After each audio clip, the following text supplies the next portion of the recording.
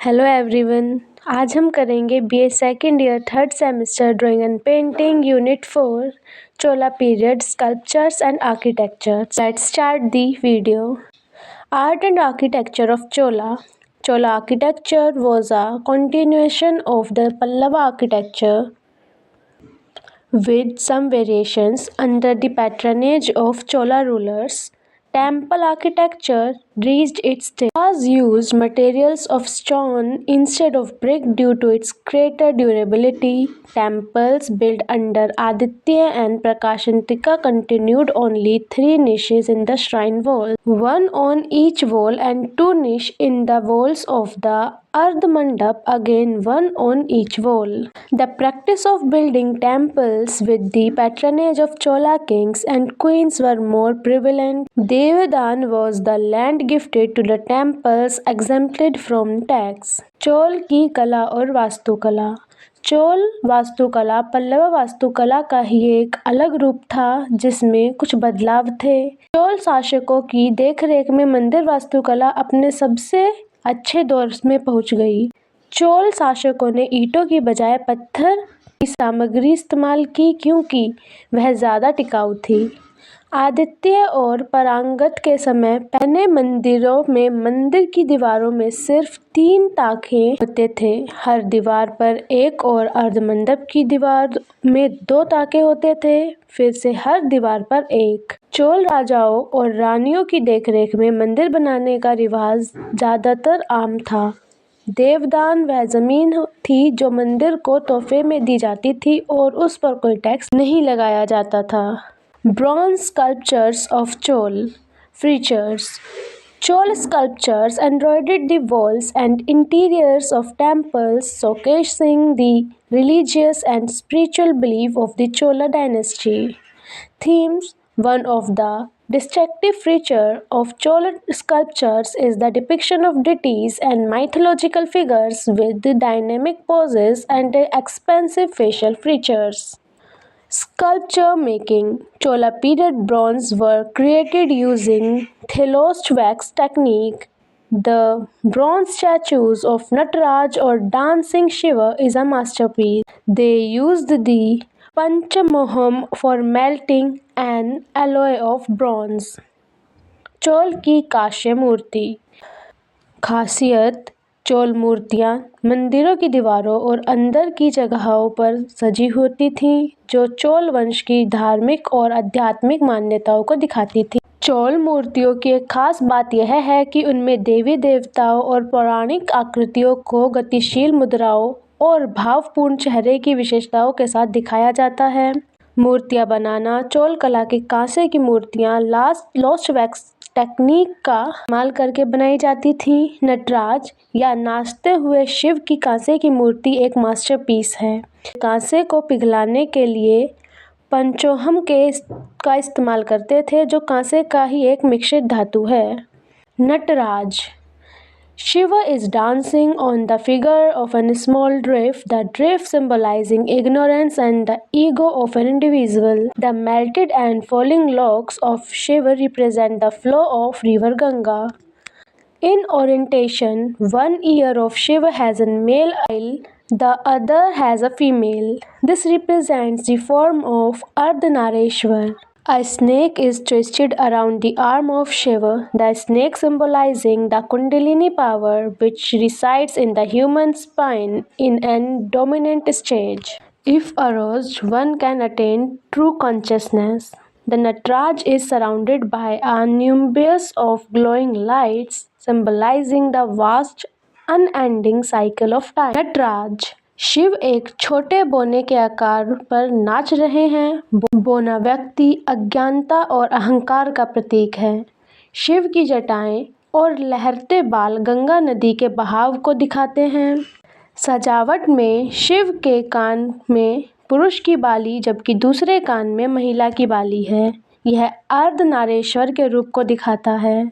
शिव की बाहों के चारों ओर एक सांप लिपटा हुआ है। सांप कुंडलिनी शक्ति का प्रतीक है, जो इंसान की रीढ़ की हड्डी में सुप्त अवस्था में होती है। अगर इसे जगाया जाए तो व्यक्ति सच्ची चेतना को पा जाता है। नटराज चमकती रोशनी के एक घेरे में घिरे हुए हैं जो समय के विशाल कभी न खत्म होने वाले चक्र का प्रतीक है। Temple architecture of Chola. Boundary walls surrounding the temple.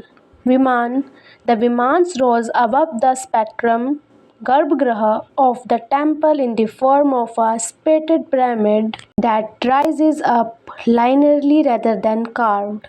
There was only one Vimana on top of the main temple, Gopuram. The front wall had a high entrance gateway known as Gopuram. Panchayatan style, the temple premises was laid out the Panchayatan style with a principal temple and 4 subsidiary shrines.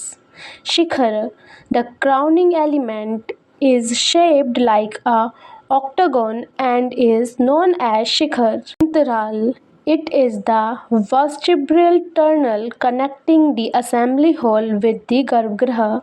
Mandap, it is a pillared hall with elaborately carved pillars and a flat roof. Sculptures. The entrance of the Garbhagriha had statues of Pal, Mithun, and Yaksha. Water tank. The water tank inside the temple enclosure was a unique feature of Chola style. Chola मंदिर और वास्तुकला। चार दीवारी। चोल मंदिरों में मंदिरों के चारों ओर ऊंची चार दीवारी होती थी। विमान मंदिर के गर्भगृह के ऊपर एक सीढ़ीदार पिरामिड के रूप में होते थे जो घुमावदार होने की बजाय सीधी रेखा में ऊपर उठे थे। मंदिर के ऊपर सिर्फ एक विमान था, गोपुरम। सामने की दीवार में एक ऊंचा प्रवेश द्वार था जिसे गोपुरम कहा जाता था। पंचायतन स्टाइल। मंदिर का परिसर पंचायतन स्टाइल में बनाया गया था जिसमें एक मुख्य मंदिर और 4 सहायक मंदिर थे। शिखर, सबसे ऊपर वाला हिस्सा अष्टकोण जैसा होता है और इसे शिखर कहा जाता है। अंतराल, यह असेंबली हॉल को गर्भगृह से जोड़ने वाली सुरंग है। मंडप, यह खंभों वाला एक हॉल है जिसमें बारीक नक्काशी वाले स्तंभ और एक सपाट छत है।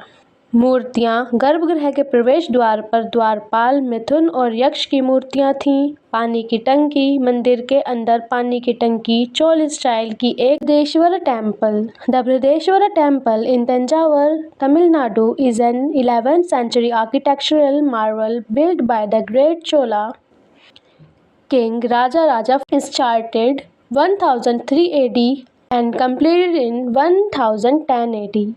Dedicated to Lord Shiva, symbolizing Chola power and artistry, featuring a towering granite sculpture, Vima, intricate carving, and a massive monolithic lingam standing as a UNESCO World Heritage Site. Testament to South Indian temple engineering. Original name, also known as Raja Rajeshwaram, it served as a victory tower and a grand tribute to Lord Shiva. Monolithic Nandi, a giant Nandi bull carved from a single rock, grades the entrance. Brihadeeswara, Tamil Nadu के तंजावर में बृहदेश्वर मंदिर 11वीं सदी का एक वास्तुकला का चमत्कार है जिसे महान चोला राजा फर्स्ट ने 1003 एडी में शुरू किया और 1010 एडी में पूरा किया। यह भगवान शिव को समर्पित है। यह चोल शक्ति का प्रतीक है। इसमें एक ऊंचा ग्रेनाइट स्टोन जिसे विमान, बारीक नक्काशी और एक बड़ा मोनोलिथिक लिंगम है जो यूनेस्को वर्ल्ड हेरिटेज साइट और दक्षिण भारत मंदिरों में इंजीनियरिंग का सबूत है। असली नाम, इसे राजा राजेश्वरम के नाम से भी जाना जाता है। यह एक चीत की मीनार और भगवान शिव मोनोलिथिक नंदी, एक ही चट्टान से बना एक बहुत बड़ा नंदी द्वार की रखवाली करता है। Golconda Cholapuram is an historical town in Tamil Nadu, India. and the former capital of powerful Chola dynasty established by Rajendra Raja I, son of Raja Raja Chola I, around 1025 AD, famous for its magnificent Vindhaneshwar temple, a UNESCO World Heritage Site known for its stunning Dravidian architecture, indented sculptures, and towering 55-meter spectrum tower. The name means the city of Chola who conquered the reflecting Raja Chola's military victory in North India, and the city served as a major political and cultural hub for centuries. Gangaikonda Cholapuram Bharat के तमिलनाडु में एक ऐतिहासिक शहर है और शक्तिशाली चोल वंश की पुरानी राजधानी थी, जिसे राजेंद्र चोल प्रथम राजा राजा चोल प्रथम के बेटे ने लगभग 1025 ईस्वी में बनवाया था। यह अपने शानदार बृहदेश्वर यूनेस्को की विश्व धरोहर स्थल और अपने शानदार द्रविडियन वास्तुकला, जटिल मूर्तियां और 55 मीटर ऊंचे गर्भगृह टावर के लिए भी जाना जाता है। इस नाम का मतलब चोलों का शहर जिन्होंने गंगा को जीता और उत्तर भारत में राजेंद्र चोल की सैन्य जीत दिखाता है, और यह शहर सदियों तक एक प्रमुख राजनीतिक और सांस्कृतिक केंद्र रहा। Airavatesvara temple the Airavatesvara temple in Darasuram near Kumbakoram is a magnificent 12th century Chola masterpiece dedicated to Lord Shiv, famous for its exquisite Dravidian architecture resembling an chariot and intricate strong carving including musical steps that produce notes when tapped. UNESCO World Heritage Site as a part of Great Chola Temples built and designed by legend of Indra's elephant Airavata, offering a glimpse into Chola artistry and culture. Features detailed carving of mythological scenes, dancers, daily life, and even a rare carving of childbirth. Some tiny enough to acquire magnifications. A significant part of Great Living Chola Temple group highlighted the dynasty's cultural peak. A part of trio of great Chola temples that also include the Brihadeshwara temple at Tanjavur, Gangai Golconda Cholveshpuram temple at Gangai Golconda Cholpuram, and the temple Airavateshwar temple. Airavateshwar मंदिर कुंभकोण के पास दरासुरम में स्थित ऐरावत मंदिर भगवान शिव को समर्पित 12वीं शताब्दी की चोल वास्तुकला का एक शानदार नमूना है। यह अपनी बेहतरीन द्रविडियन वास्तुकला के लिए मशहूर है, जो एक रथ जैसे दिखता है और जिसमें जटिल पत्थर की नक्काशी है, जिसमें ऐसे म्यूजिकल स्टेप्स भी हैं जिस पर टैप करने पर धुन निकलती है। यह ग्रेट लिविंग चोला मंदिर का एक हिस्सा होने के कारण यूनेस्को के वर्ल्ड हेरिटेज साइट में भी है। राजा राजा चोल सेकंड द्वारा बनाया गया यह मंदिर अपनी बारीक नक्काशी, प्रतीकात्मक रथ डिजाइन और इंद्र के हाथी ऐरावत की कहानियों के लिए जाना जाता है, जो चोल कला और संस्कृति की झलक दिखाता है। इसमें पौराणिक दृश्यों, नृत्यकाओं, राजमार्ग की जिंदगी और जहाँ तक कि बच्चे के जन्म की दुर्लभ नक्काशी भी है, जिसमें से कुछ इतनी छोटी हैं कि उन्हें देखने के लिए मैग्नीफाइंग ग्लास की ज़रूरत हो पड़ती है। यह ग्रेट लिविंग चोला मंदिर समूह एक महत्वपूर्ण हिस्सा है और जो इस राजवंश के सांस्कृतिक शिखर को दिखाता है। यह महान चोल मंदिर की तिगड़ी का एक हिस्सा है, जिसे तंजावर का बृहदेश्वर मंदिर, गोलकोंडा चोलपुरम का गोलकोंडा चोलपुरमेश्वर मंदिर और ऐरावतेश्वर मंदिर शामिल हैं। आदि Kumbhareshwar temple the Adi Kumbhareshwar temple is Kumbharam, Tamil Nadu, is a prime example of Dravidian architecture showcasing a blend of Chola and later Naka style. Featuring a towering gopuram, intricate carving, and a layout typical of South Indian temple complexes, all buildings around the legend of Lord Shiva creating the lingam from a pot during the cosmic flood. Drindapams and a central shrine within Shikhar tower over the spectrum, Chola and Narka influence. While foundation date to the Chol 19th century, later expansions by the Narka rulers added significant sculptures reflecting evolving South Indian temple art. Towering Gopuram. The temple boasts a great entrance tower and hallmark of Dravidian architecture guides into the scared complex. आदि कुंभरेश्वर मंदिर तमिलनाडु के कुंभकोणम में आदि कुंभरेश्वर मंदिर द्रविड़ वास्तुकला का एक बेहतरीन उदाहरण है जो चोल और बाद के नृत्य शैलियों का मिश्रण दिखता है। इसे एक ऊंचा गोपुरम, जटिल नक्काशी और दक्षिण भारत मंदिर परिसर जैसे लेआउट हैं और सभी भगवान शिव द्वारा एक खंडीय बाढ़ के दौरान एक बर्तन से लिंग बनने की कहानी पर आधारित है। द्रविड़ शैली।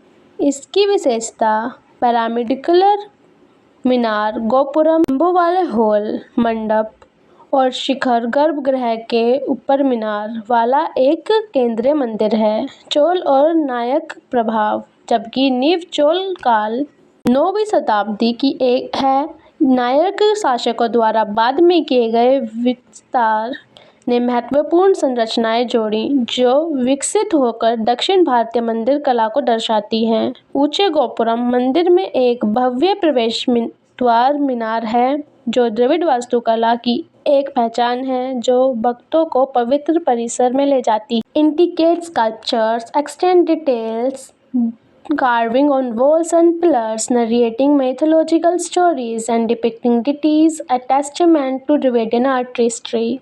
Spiritual significance. The temple's design emphasizes its connection to Mahamuram festival and its legend of creation, making it a significant pilgrimage site. In essence, the Kumbhareshwar temple is a living museum of Tamil Nadu temple architecture, blending ancient tradition with royal patronage and deep spiritual narratives. बारीक मूर्तियाँ। दीवारों और खंभों पर बारीक नक्काशी देखने को मिलेगी जो पौराणिक कहानियों को बताती हैं और देवी देवताओं को दिखाती हैं जो द्रविड़ कला का सबूत है। आध्यात्मिक महत्व। मंदिर का डिज़ाइन महामाया त्योहार और उनकी रचना की कहानी से जुड़ा है जिससे यह मंदिर महत्वपूर्ण तीर्थस्थल बन जाता है। संक्षेप में कुंभेश्वर मंदिर तमिल मंदिर वास्तुकला का एक जीता जागता संग्रहालय है जो प्राचीन परंपराओं को शाही संरक्षण और गहरी आध्यात्मिक कहानियों के साथ मिलाता है। आई होप ये वीडियो आपको काम आएगी आपके एग्ज़ाम्स में और ये वीडियो बहुत इंपॉर्टेंट है तो इसको अच्छे से रिवाइज करके जाना और वीडियो में कोई भी डाउट हो तो कमेंट सेक्शन में ज़रूर पूछ लेना।